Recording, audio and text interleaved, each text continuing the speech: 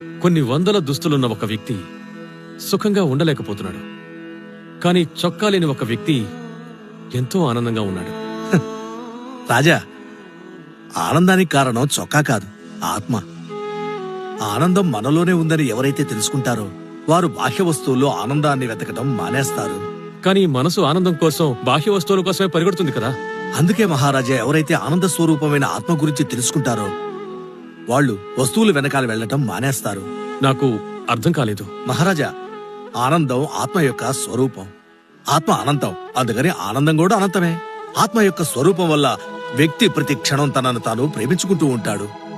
ఒక మనిషికి వృద్ధాప్యం వస్తుంది, అనారోగ్యం వస్తుంది, ఇంద్రియాలు పటుత్వాన్ని కోల్పోతాయి, మృత్యువు తలుపు కొట్టడం మొదలు పెడుతుంది. అయినా కూడా మనిషి బ్రతకాలి అనుకుంటాడు. ఎందుకంటే ప్రతి మనిషి ప్రతి క్షణం తనను తాను ఎప్పుడూ ప్రేమించుకుంటూనే ఉంటాడు.